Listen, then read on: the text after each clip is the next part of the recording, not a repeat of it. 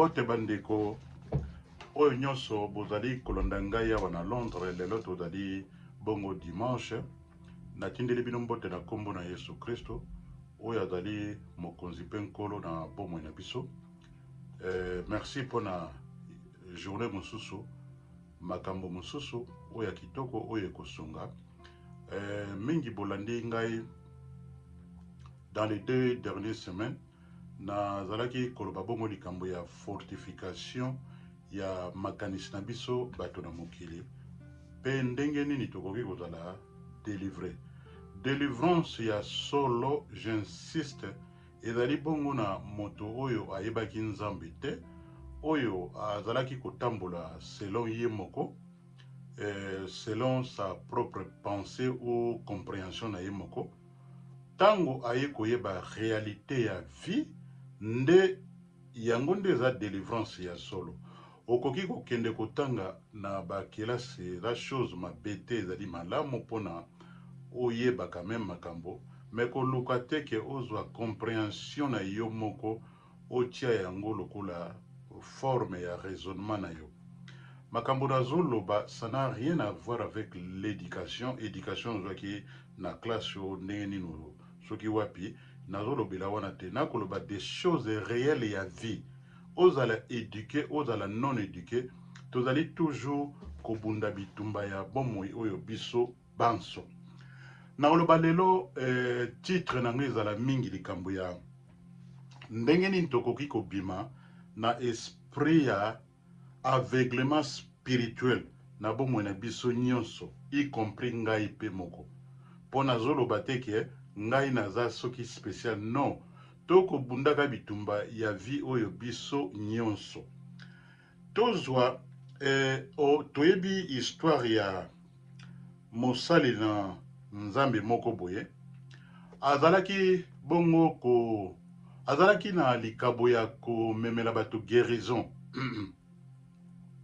Mais mundimi atuni ye question alobi moto na nzambe eske nakoki kotuna yo motuna moko? Alobi oui, mais tuna ngai motuna.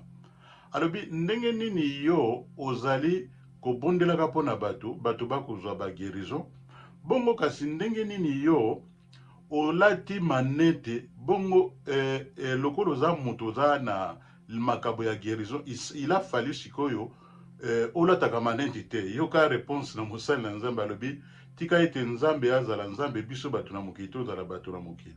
Ezali na verset moko na Deutéronome 29 chapitre 29 et limboli biso que les choses secrètes nyonso appartient à lui seul, le Dieu d'Abraham. Alobi makabo oyo ezali secret. Alobi te mongai na yebi makambo nyonso te. Ngana kosala kaka oyo esprit de Dieu elakisinga nde naza kosala yango. Toye koyeba pe lisusu mosali na nzambe oyo Abraham likambo ya komona. Alobi na yeke oza komona nini? Question nanga tomonaka nini? Bon, juste pour na faute ya temps, lelo na ko continuer na mateya oyo pour na lingi ko banda yango. Na ko tanga na Bible tokomona 7 niveaux pe ba point ya aveuglement spirituel na kati na Bible. Na mokanda na Esaïe 43 verset 8 ezolobela biso boye. Qu'on fasse sortir le peuple aveugle qui a des yeux et les sourds qui ont des oreilles. Na point ya mibale na koya koloba na John chapitre 12 verset 40. Elobeli biso boye. Il a aveuglé leurs yeux et il a endurci leur cœur.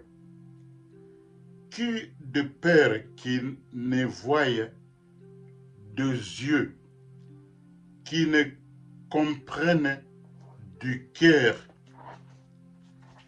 qui ne se convertisse et que je ne les guérisse dans le cœur de l'homme, il y a ceci. Awa toye komona na point ya mibale, point ya misato yango oyo na Deutéronome 28 verset 28 te na 29 elobeli biso boye na 28 elobeli biso boye l'Éternel te frappera de lire aveuglement, d'égarement d'esprit.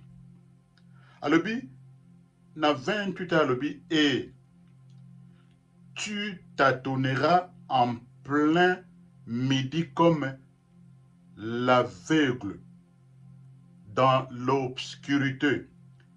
Tu n'auras point de succès dans tes entreprises et tu seras tous les jours opprimé, dépouillé et il n'y aura personne pour venir à ton secours. Na point mi 4e point, Matthieu chapitre 23 verset 16. Jésus dit, malheur à vous, conducteurs aveugles, qui dites, si quelqu'un jure par les temples, ce n'était rien, mais si quelqu'un jure par l'or du temple, il est engagé à une vie. Il est engagé. 5e point, Zali Yangoyo. Sophonie chapitre 1, verset 17. Ezali mingi kolobela biso bato mwindo. Po mutakomaki yango azalaki l'homme noir. Alors je mettrai les hommes dans la détresse et ils marcheront comme des aveugles parce qu'ils ont péché contre l'Éternel. Je répandrai leur sang comme de la poussière et leur chair comme de l'ordure. Toyoki yango esprit d'aveuglement. Awa toye lisusu na 6e point na mokanda na Jean chapitre 2 verset 10. Elobeli biosibu. Et lui dit, tout homme sert d'abord les bons vins, puis les moins bons après qu'on s'est enviré, donc neti enivré, donc neti bayaki kolangwa. Toi, tu gardes les bons vins jusqu'à présent. Omoni awana 7e point, ezali likambo ya tradition ya religion. Dans Matthieu chapitre 15, verset 14, Jésus dit, laissez, ce sont des aveugles qui conduisent des aveugles. Si un aveugle conduit un aveugle, ils tomberont tous deux dans un fossé. Donc, au fait, omoni likambo na zali kon système mingi, diable azali ko sala musala na ye mingi na makanisi na biso. Yango makanisi na biso ezali lokola champ de bataille monene oyo monguna aye kovanda parce que na lobaki yango na ba émission oyo mususu na salaki na lobaki boye te na siècle oyo toko vivre surtout ya ba média ya ba réseaux sociaux ezali malamu soki bato bakozwa ba information oyo ezali réel ezali très bien soki pe bato bakozwa ba enseignement oyo ya malamu ekosala te bato wana bakofungwama miso. Omoni likambo ya makanisi pe oyo toza koloba mikolo nyonso butu na moi toza bombarde biso nyonso alors que soki yo moto makanisi na yo ebebi, makanisi na yo esali ete lokuta ekoma malamu, epuis malamu ekoma lokuta, epuis kokamata kofabrikaka ba information toloba ndenge bato mosusu bakoloba, oyoki likambo olie o présenter yango na forme na yango, okomona obakisi songi na yo na kati po ebima likambo ekoma ndenge mosusu. Yango moni bato mosusu mosala na bango na vie ko combattre bato, komema bato na esprit d'aveuglement pona koluka ko contrôler bato wana. Mais na ndenge toyoki na les 7 points oyo, Nzambe alobaki na Abraham pe atunaki ye motuna. Alobi na ye boye, yo ozali komona nini? Abraham alobi, nazali komona ba étoile. Alobi ayebi, est-ce que yo koki kotanga nombre ya ba étoile wana ozali komona? Alobi te na koki komona yango te. Yango na alobi ete tika ete na message oyo soki ozalaki na aveuglement na bomoi na yo mundeko. Esika te Satan aye kokota pe kovanda po ete amema yo na esprit ya défaite ya bomoi na yo, ekoki kozala ndenge nini? Satan akoluka komema yo na bobangi, epuis akolinga komema yo na o vivre vie de souci infini oyo esilaka te. Aya kotia makanisi ya doute kati na yo moto oyo nzambe ye moko asala. Akamati doute wana ezali kovanda toujours na kati ya makanisi ya moto.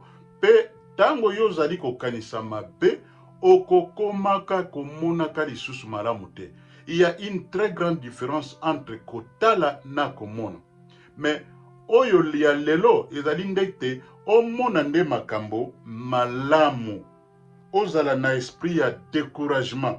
Ozala na esprit moko ya moto moko ozali na vie de confusion. Ememela yo dépression te. Ememela yo pe ba stress ata mokolo moko te na bomoi na yo. Tika ete tokolonga bitumba na bomoi oyo kaka bobele na kombo na Yesu Kristo. Yesu Kristo nazo lobela bato na Nzambe, ezali Yesu Kristo ba mindele basalela biso te ke bakamata ekeko photo ya un Italien Brogero soki Bogero bakomisi biso tomonaka lelo na ba église catholique na banini bokomona mondele balobi te mondele wana nde Yesu Kristo. Yesu Kristo azalaki na ye mondele te. Le vrai Yesu Kristo oyo azali le fils unique de Dieu vivant, Elohim, oyo azali le créateur de ce monde oyo toza komona makambo nyonso tokomona te. Tika ete mateya oyo ebimisa ndeko moko na ignorance ya munene po ete moto okoma komona malamu ke otalaka te, olongola kobanga na makanisi na yo. Ozala pe ndenge lokola Amtoma Paul akangamaki miso te, molimo na Nzambe tindaki kende epai ya Ananias po ete afungola yo miso. Na malobo ya azali koloba lelo na après midi ya lelo, tika ete ekuta moto oyo avandaki na molili, oyo akangamaki na miso ya te amona te, tika ete nkolo afungola miso na yo na après midi ya lelo na kombo na Yesu Kristo. Merci pona kozwa temps koyoka message oyo. Ngai nazali bongo na église te, kasi nazali kosala musala. Je suis dans le ministère des itinéraires.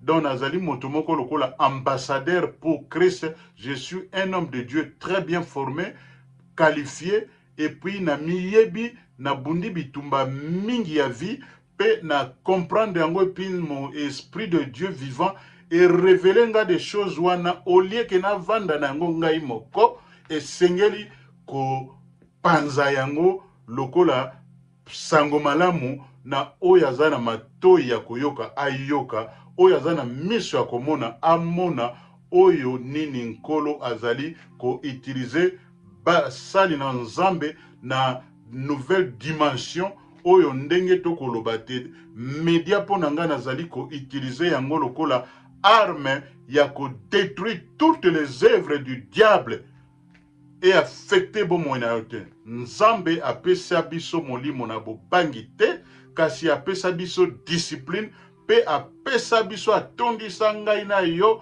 na bolingo. Tika ete makila Yesu Kristo asopaki na ekulusu il y a plus de 2000 ans et envahir bomoi na yo, efungola miso na yo, efungola matoi na yo, efungola bongo na yo, po ete yo zala libre pe o fonctionner parce que ye moto a désignaki yo oya na mokili oyo moto moko te na mokili oyo asalaki ete yo ya na mokili yango nalingi bino mingi abonnez-vous sur cette chaîne et puis bo pesa biso ba comment na bino et puis ba suggestion nini bo apprendre s'il y a des témoignages à faire to te kozala sengo mingi ya koyoka ba témoignage na bino oyo nkolo azali kosala tika ete loboko na nzambe pe mawa na nzambe pe molimo mosantu na nzambe e couvrir bomoi na biso e couvrir makanisi pe oyo nyonso ebimisa biso na aveuglement spirituel po ete tomona tozala malamu na kombo na Yesu Kristo mokonzi. Merci Seigneur Jésus Christ. Glory be to Jesus Christ. Amen. Amen.